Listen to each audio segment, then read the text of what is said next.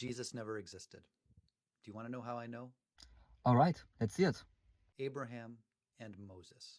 Abraham means father of many, and not coincidentally, God promises him several times in the Hebrew Bible that his descendants shall be as the stars of the sky. You do know that the text explicitly tells us why they were named this way, right?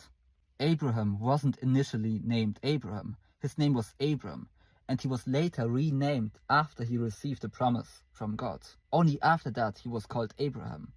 Moses' name, on the other hand, has an origin that is either rooted in Hebrew. Moses would mean to be drawn out of. And Moses didn't receive a name at birth. At least we don't know if he did. He was only named Moses after he was drawn out of the water.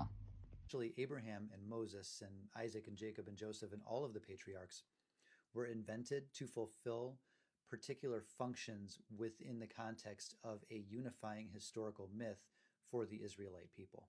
Like so many people in the Old Testament, Jesus' name tells us what he does. If Abraham is the father of many and Moses is drawn out, Jesus is Savior. So his argument is something like this. It is more likely that someone just straight up invented a Messiah and decided to call him Jesus, because Jesus means Yahweh saves. And that's what a Messiah does. A Messiah saves people. It is more likely that someone just straight up invented this Messiah than that there was an actual person named Jesus who also claimed to be the Messiah. And that makes sense at first, until you remember that Jesus was such a common name. Historians believe that Jesus was probably among the top 5 most common male names in 1st century Palestine.